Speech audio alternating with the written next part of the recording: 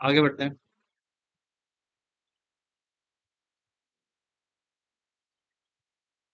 Tangent पे इस question को पढ़ते हैं। Tangents are drawn, it's multiple correct of course. Tangents are drawn from this one to f f x sin x, a i sin a are the points of contact of this tangents, a I plus one this one. तो देखो ये काफी मतलब अच्छा सा बनाने की कोशिश करी गई है। तुम्हारे पास लाइक ये है, एक बार मैं बना देता हूँ।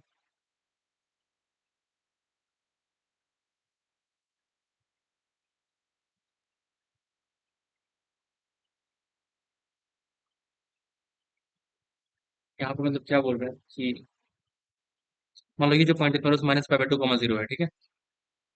तो यहाँ से we are drawing the what, tangents ना। Fine, hello. Tangents are drawn from this particular point, इसका जो इनपुट है वो जीरो से इन्फिनिटी ही है, ठीक है। So graph is like just from this, starting from this only. Type delete that part previous. Okay.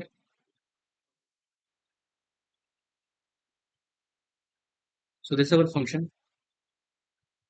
f(x) sin x and input is this one. अब यहाँ पे मैं क्या करूँ, यहाँ से इस पॉइंट से मैं टेंजेंट ड्रॉ कर, माइनस कैपिटल कौन से वाला, एक टेंजेंट ये है, फिर एक टेंजेंट यहाँ पे आएगी, फिर ऐसे ये कर्व जा रहा है ना, तो लाइक ये वापस से इस कर्व को इंटरसेक्ट करेगा, just like that way, right. मतलब ऐसा करा, फिर यहाँ पे कुछ आगे गया, तो ये जो करस्पॉन्डिंग पॉइंट ऑफ कॉन्टैक्ट्स हैं, समझे। ओके। तो ये मान लो, ये मान लो पहला पॉइंट आया, फिर दूसरा पॉइंट आएगा। वैसे बहुत सारे पॉइंट्स आ रहे हैं, देखो ये बोला आई इक्वल टू तक ए आई, और रिलेशन है A I plus one is greater than A I. Okay. तो मुझे उनमें रिलेशन निकालना है कि ऐसा क्या होगा। तो मान लो ये जो पॉइंट है किसी करस्पॉन्डिंग पे, मान लो इक्वल को अल्फा कॉमा साइन अल्फा है, ये क्योंकि ये कर्व क्या है, वाई साइन एक्स है, ठीक है ना। तो what I will write, the condition is what for any particular point, अगर वो उस पर लाई कर रहा है, for the point of contact अगर वो है, तो व्हाट आई शुड राइट कि इसका जो स्लोप है, इसका स्लोप क्या होगा, sine alpha minus zero upon alpha plus pi by two should be equal to what, cos alpha ना। जैसे I can write for any particular point, right. तो tan alpha should be equal to what, alpha plus pi by two, irrespective कोई भी point हो, this condition valid है।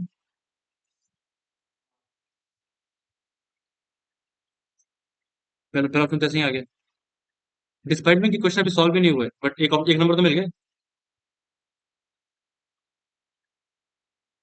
Clear.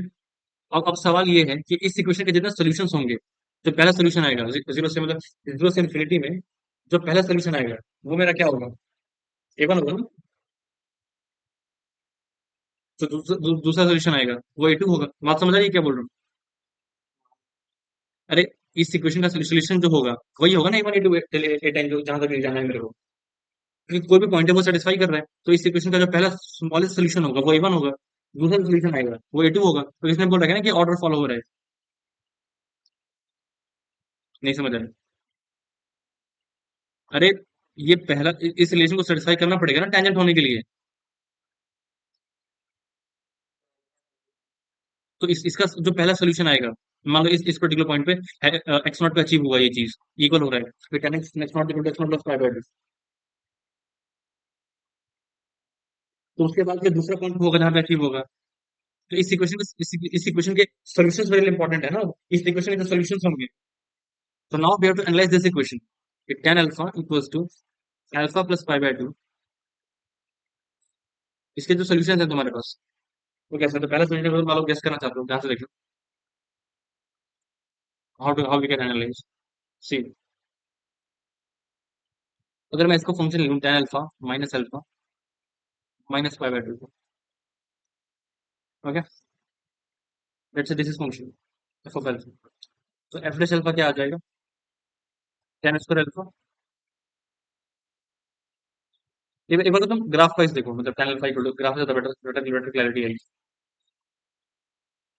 अगर जो बच्चे इसको ऐसे सोचेंगे ना, तो यहाँ पे गलती क्या है, मतलब अच्छा तुम बताओगे कि गलती क्या है, मतलब भाई ये स्टेटमेंट इस असल में आ सकता है, क्योंकि एग्जाम में अगर मान लो ऐसा नहीं होता, तुम देखो इस फंक्शन का जो डेरिवेटिव है, अगर मैंने इसको फंक्शन लिया, इसका डेरिवेटिव वाला टेन स्क्वायर आ रहा है ना। तो वो तो इंक्रीजिंग हो गया, नहीं हो गया ना इंक्रीजिंग। अरे इसका डेरिवेटिव पॉजिटिव अगर इस फंक्शन का तो ये इंक्रीजिंग हो जाएगा ना। तो एफ जीरो कितना है, -π/2। नहीं, तो फिर वो इंक्रीज कर रहे हैं तो एग्जैक्टली एक ही रूट आएगा ना हमें। ऐसा ऐसा क्या आएगा? पर इसमें गलती है। क्या गलती है बता सकते हो? इसमें गलती है। अगर गलती हुई तब तो ये ऑप्शन एग्जिस्ट ही नहीं करते ना, 8 एंड 9, तो पॉइंट कहाँ से आ रहे हैं फिर? इसमें गलती ये है कि this function is not continuous. This function is not continuous. Her pivot पे डिसकंटिन्यूअस हो जाएगा ना, हर ऑड पाइवट। तो उस टाइम हो दिक्कत क्या होगी अगर इस क्वेश्चन को मैं ऐसे ऑब्जर्व करूँ कि tan alpha equals to alpha plus π/2। और अब इसको समझते हैं क्या चल रहा है।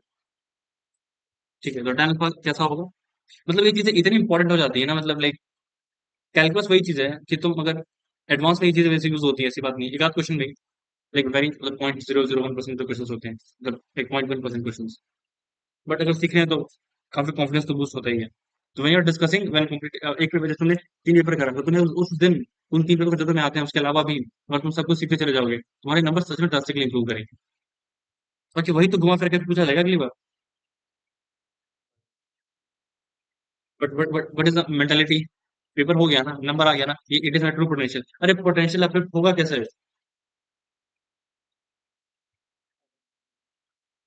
तुम्हारे रिएक्शन ये, अरे मैं समझ गया। नहीं। हाँ,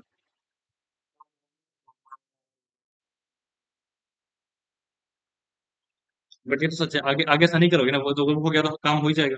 मतलब लिटरली मैं तुम्हारे साथ हूँ, ऐसे कोई दोहराई की बात नहीं कि मैं तुम्हें मतलब वो कर रहा हूँ। I am like there to help you, right? Still the lull moment, but the point is तुम समझो तुमने गलत करा है, अगर तुम्हें लगेगा नहीं तुमने कुछ गलत करा, व्हाट इज द पॉइंट? और वैसे अब तक जैसे तुम्हें पेपर दिए ना उनका लेवल वो नहीं था, अब जो पेपर ये सब हो रहे हैं इनका इनका लेवल सच में लेवल है। ठीक है। ओके, तो this is the tan alpha equal to alpha plus π/2। अब तुम ध्यान से देखो, जो ये तुम्हारा tan अल्फा होएगा। This is your tan alpha. और अब एक बार क्या करो, दोनों लाइन दोनों ग्राफ को अलग अलग प्लॉट करो। तो दिस इज द लाइक यहाँ से alpha equal to zero zero put करेंगे तो ये होगा तुम्हारा π/2 से स्टार्ट होगा, लाइक π/2 से स्टार्ट होगा, यहाँ से वैल्यू स्टार्ट होगी। तो the graph will look like this way ना, this way will go, isn't it? पर दिक्कत क्या है कि ये ग्राफ से इंफिनिटी तक जा रहा है, तो ये जो लाइन है तुम्हारा उसका पक्का पक्का सोल्यूशन आएगा ना हमेशा ही। सोचो देखो ना, ये ग्राफ इंफिनिटी तक जाता है, तो y बटा अल्फा प्लस π/2 जो है ये इंफिनिटी तक जाएगा, तो हमेशा हर ब्रांच को इंटरसेक्ट करेगा ही करेगा ना। तो this point is what a1, this point is what a2, got it? This is a3, तो that is the concept. Clear?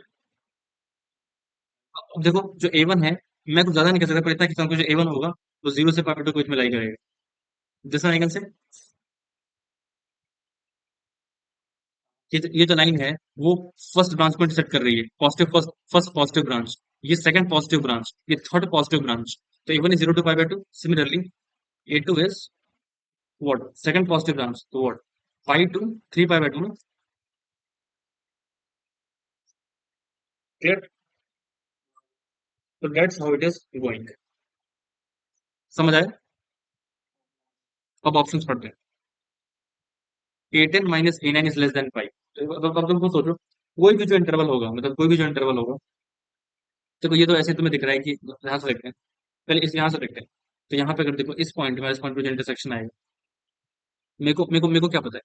मेरे को पता है कि ये जो गैप है, ये जो गैप है ये π/2, सही बात है। और ये जो पूरा गैप है ये अगेन π/2 है। और ये मतलब कुछ होगा, लेकिन और तुम अक्सर बताओ, ये वाला जो गैप होगा एक बार मतलब मैं कौन सा गैप की बात कर रहा हूँ? मतलब मान लो ये है, तो यहाँ पे जहाँ पे अचीव हुआ एक जिस पर्टिकुलर पॉइंट, मैग्नीफाई करता हूँ एक बार, काफी ग्राफ के अंदर की बातें चल रही है ना। ये जो डिस्टेंस होगा ये वाला, मतलब इन दोनों के बीच में, कि जहां पर वो एग्जैक्ट इक्वल हुआ, और ये जो लाइन है मतलब ये जो गैप होगा, और यहाँ पे जहाँ पे इक्वल हो गया, और तो ये जो गैप होगा मतलब π/2 के बीच में और a1 के बीच में जो गैप है, और जो पाई और यहाँ पे जो है इस वाली पाई और सॉरी 3 π/2 और a2 के बीच में जो गैप है, उनमें कौन सा गैप बड़ा होगा कौन सा गैप छोटा होगा?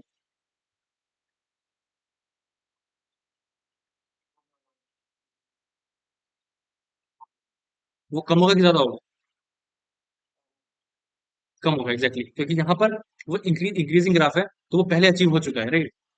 क्योंकि branches nature is there same, इसको थोड़ा ऊपर जाके अचीव हो रहा है, तो ये थोड़ा सा और गैप कम हो जाएगा ना। क्लियर? तो this gap is relatively laser. और दिस, तो अगर मैं एक काम करूं, अगर मैं क्या करूं कि दोनों के A2 और A1 के बीच का गैप देखूं, A2 और A1 के बीच का गैप देखूं, तो क्या हो जाएगा? ये पाई बाय टू एडिशनली आ चुका है। और यहाँ पर अगर ये मतलब ये दोनों गैप अगर इक्वल होते, राइट, मतलब ये दोनों इक्वल होते, तो फिर पाई पाई आ जाता है,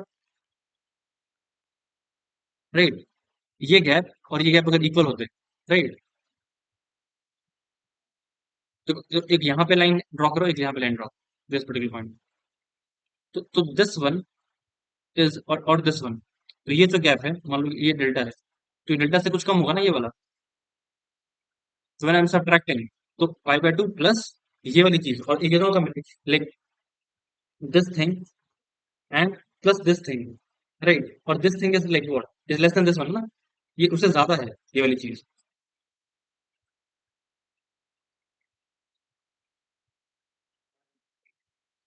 ये जो चीज थी, ये जो तूने बोला, ये वाला जो था, वो कम था, ये ज्यादा था, राइट? अब आपका मैं गैप देख रहा हूँ A2 और A1 के बीच का, तो A2 और A1 में पाई का गैप कब आएगा? जब ये भी यहाँ पर होता, और मान लो ये भी यहाँ पर होता, नहीं, ये पाई बाय टू पे होता, 3 पाई बाय 2 पे होता, ये पाई बाय टू पे होता, ये 3 पाई बाय 2 पे होता, तो गैप एग्जैक्ट पाई आता। यहाँ पे ये पाई पाई बाय 2 पे, 3 बाय 2, तो फिर एग्जैक्ट गैप पाई आता। तुमने इसको कुछ बढ़ाया, तुमने इसको और तुमने क्या किया, इस आई मीन एक सेकंड, सॉरी, पाई बाय 2 पे इसको तुमने हल्का सा पीछे किया ना, पाई बाय 2 से पहले है ना, पर तुमने इसको इसको भी हल्का सा पीछे किया, पर पीछे पीछे ज्यादा कौन होगा? ये पीछे ज्यादा हो गया ना।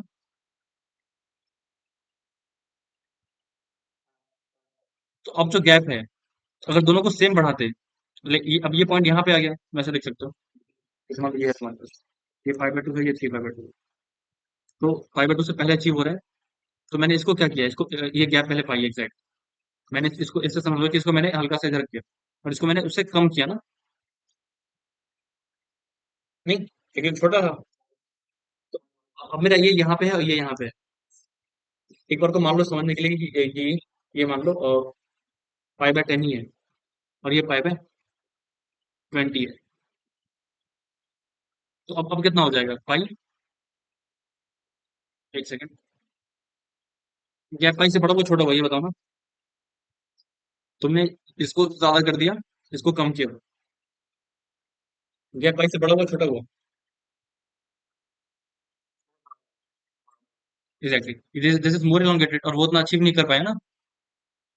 तो आई कैन से कि हमेशा वो पाई से क्या आएगा, बड़ा आएगा ना, ये ईच पर्टिकुलर, ऐसा कोई भी दो कंसेक्यूटिव ले लो, दैट इज वैलिड।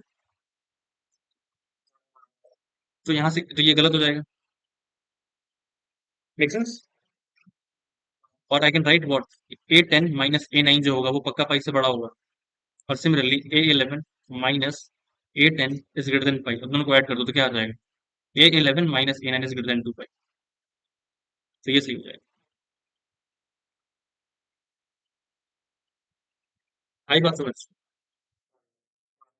अब इसमें देते साइन A10 - साइन A9, तो सोचो मुझे क्या पता है कि जो A1 है वो 0 to π/2 है, जो A2 है वो 0 to आई मीन π/2 to 3 π/2 है।